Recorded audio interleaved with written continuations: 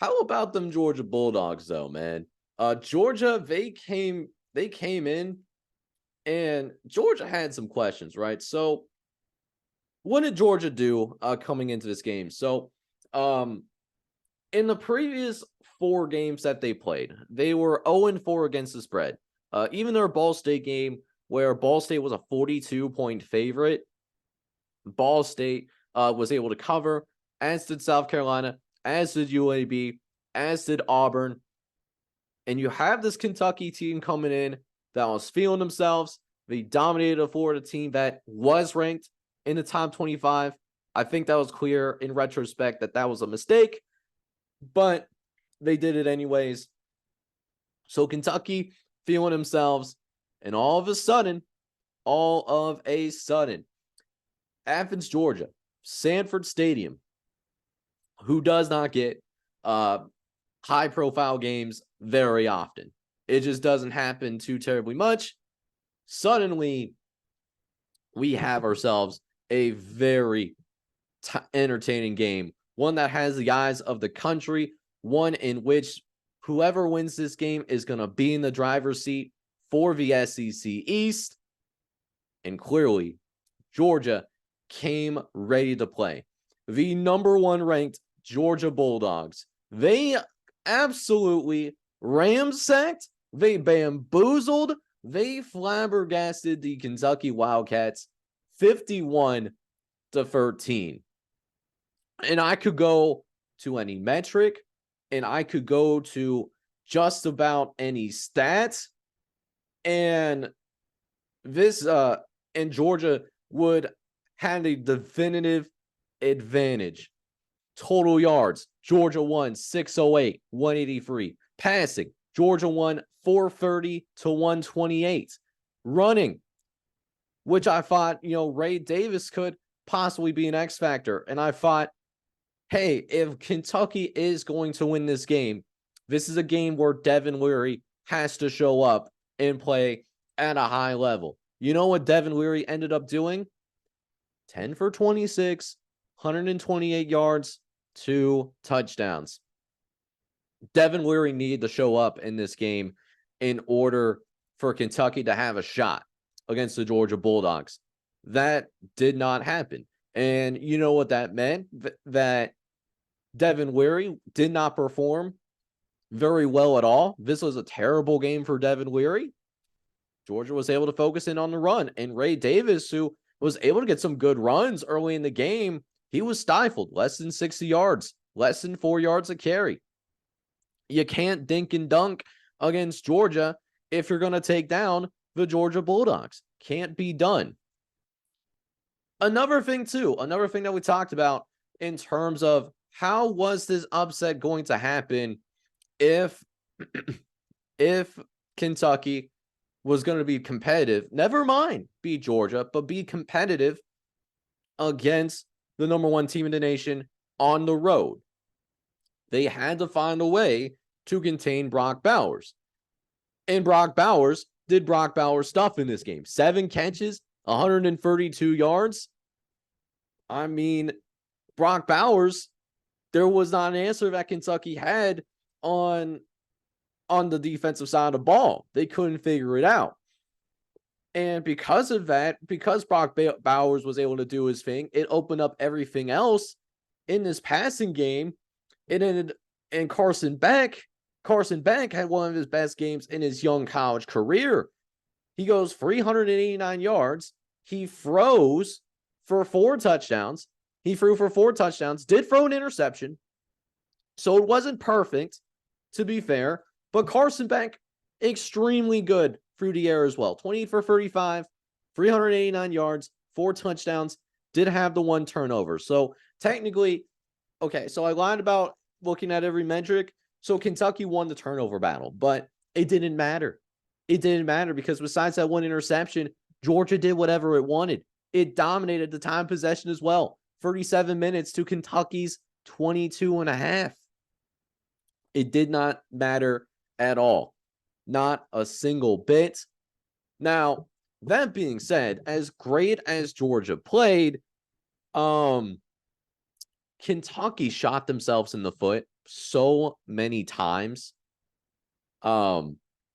They never had a shot to win this game with the number of times that they shot themselves in the foot, particularly in the first half. Second half was a little bit better, but the first half, it was already barbecue chicken.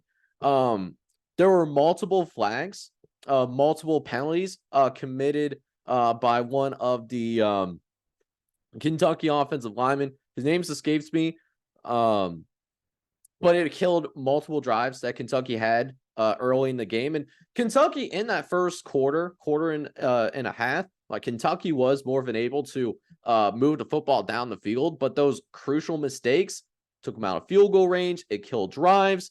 And then in the second half, there were actually a couple separate times where Georgia was able, or Kentucky was able to get Georgia off the field, or they should have been. But again, dumb penalties. I remember there was a pass on third down that Carson Beck threw. It was batted down at the line of scrimmage. It was incomplete, but one of the Kentucky players thought the ball was still loose, ran it, might have not heard a whistle. I remember watching this. And then there was a defensive lineman for Kentucky who blindside blocked a guy when it was clear that the ball was deflected at the line of scrimmage. It was not considered a fumble, and it was a 3rd and long too. And because of that blindside block, it was considered an unnecessary roughness penalty, and it gave Georgia an automatic first down. Like, what are we doing here? What are we actually doing here, fellas? Just mistake after mistake after mistake. It was incredible. It was so incredible how ill-prepared Kentucky seemed against Georgia, right? It was just, words cannot explain what I think about that game. I'm simply lost for words, right? So Georgia, man, and we got like something stuck in my throat. That's gonna be sexy for the for the segment later. So Georgia does win. That's our 14th straight win against Kentucky, and it extends their winning streak of 33 consecutive games in the regular season. Georgia has won 33 consecutive games in the regular season. That's a streak that began in the COVID season, November of 2020, against Mississippi State. That's what started this regular season winning streak. So final takeaways that I have for Georgia. Georgia was able to silence critics. This is what this game was all about, answering the critics, because they had those relatively tight SEC victories over South Carolina and Auburn, teams that we do not have power rated in the top 25.